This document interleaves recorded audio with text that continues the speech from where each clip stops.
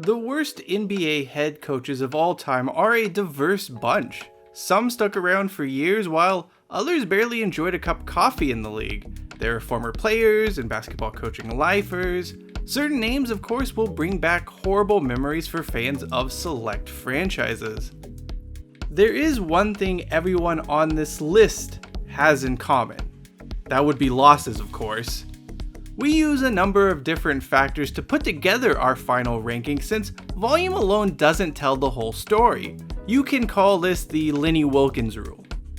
It is important that we factor in things like winning percentage, circumstances, and general embarrassment. So with that all out of the way, here is our list of the worst NBA head coaches of all time.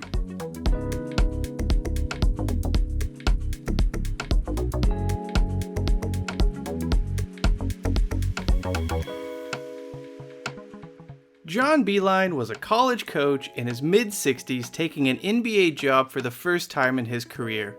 What could possibly go wrong? Well, everything for starters. The former Michigan man went 14-40 before stepping down midway through the 2019-2020 season. Beilein was totally and way over his head, clashing with players in his short stint at the helm. Peers say a lot of nice things about Bill Musselman as a person, but he was a mess as an NBA head coach. Even in the 1980s, a time when Bobby Knight was tossing chairs, people were like, yeah, that Musselman, he's kind of a hothead. His first season with the Cleveland Cavaliers saw him reassigned to the role of director of player personnel during the season. He did actually get another crack at coaching in Cleveland the following year after they fired Chuck Daly, but he would resign at the end of that campaign. The elder Musselman also coached the Minnesota Timberwolves in the franchise's first 2 seasons, with the results being as bad as you would expect from a coach on this list. Bill's son Eric Musselman has proven to be an excellent college coach. However, his pro career was a case of being in the wrong place at the wrong time. Gary St. Jean, more on him in a minute, hired the younger Musselman to coach the Golden State Warriors. The team overachieved but still finished under 500 in both seasons in charge. The future conductor of the Must Bus also coached the Sacramento Kings for a season as the Maloof brothers began cycling through underwhelming and unqualified head coaches. It is safe to say Wes Unseld built up a lot of goodwill with the Washington Bullets fan base during his playing career. Of course, bringing a franchise its one and only championship does that. However, the Hall of Famer used up all of that goodwill and then some during his time as head coach. In fairness, he did okay taking over during the 1987-88 season, managing to get the Bullets into the playoffs. The next seasons under Unseld got progressively worse though.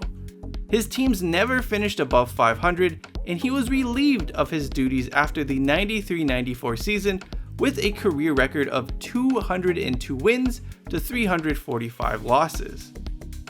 Despite the horrific CV as head coach of the Washington Bullets, the team would hire Unseld as general manager less than 2 years after being fired. The results were equally as unsuccessful. George Mikan's post-playing career wasn't going all that great after he called it quits upon the conclusion of the 1953-54 season. He unsuccessfully ran for Congress, couldn't land any gigs in his chosen profession of law, and had a fairly disappointing return to the court coming out of retirement in 1956.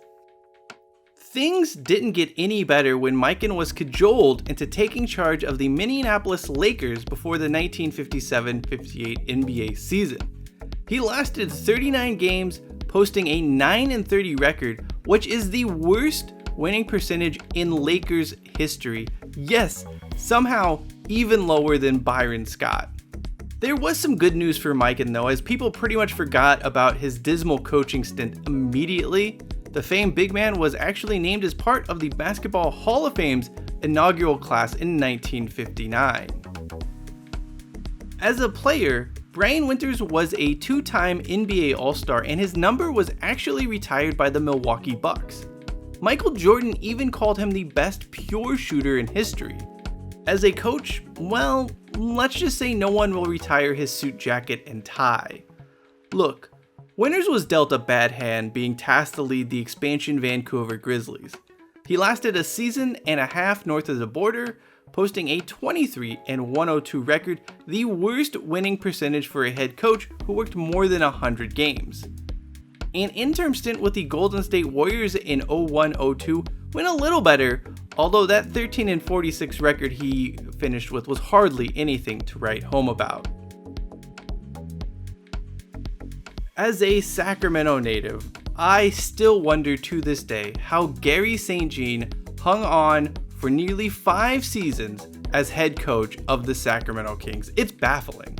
At no point during his tenure did he ever appear to be a competent leader. Sure, he wasn't blessed with the strongest roster. However, many of his decisions were akin to basketball clinical malpractice. For example, playing Michael the Animal Smith or Brian Grant alongside either Olden Polynice or Dwayne Coswell was dumb even by 1990s NBA standards.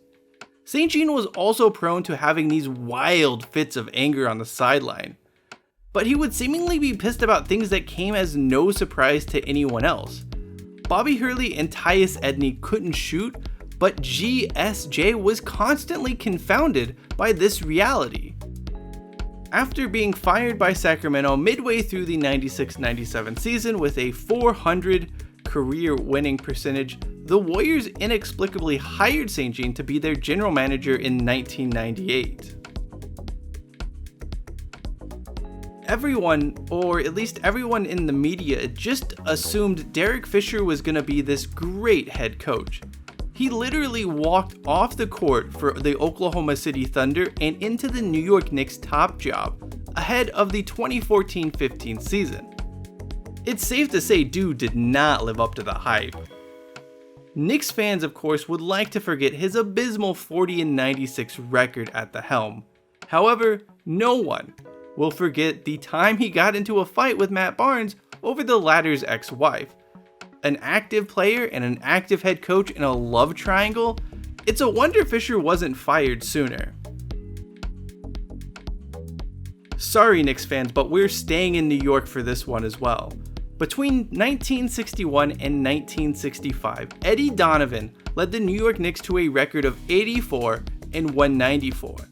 But that only tells half the story here. He couldn't get the team into the playoffs, despite the fact 3 of the 4 Eastern Conference teams made it in back then. Oh, and here's a fun factoid for you. He was coaching the Knicks when Wilt Chamberlain put up 100 points on them. Just a bad head coach at the NBA level.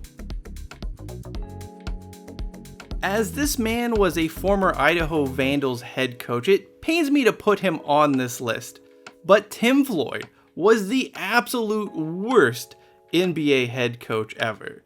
The post-Michael Jordan Bulls were a mess, but much of that was Floyd's own doing. He was fighting with players and management at various points of his tenure. Even more baffling than that was the fact he actually received a second chance after going 49-190 with Chicago. It's safe to say nobody understood the logic behind this. Floyd's lone season with the New Orleans Hornets was actually pretty decent as he finished 500 and got the team into the playoffs. However, ownership had hired him to make a deep run in the postseason. Apparently, the people who employed him didn't actually bother checking his resume, which would have shown a coach known most for losing. That is our list of the worst head coaches in NBA history. Why don't you let us know who makes the cut on your list of worst coaches of all time in the comments section below. I'm Cheyenne Hollis. This is the Touchback. I'm really sorry to put you on this list, Tim Floyd, but your NBA career was really bad. And as always, hashtag take it out to the 25.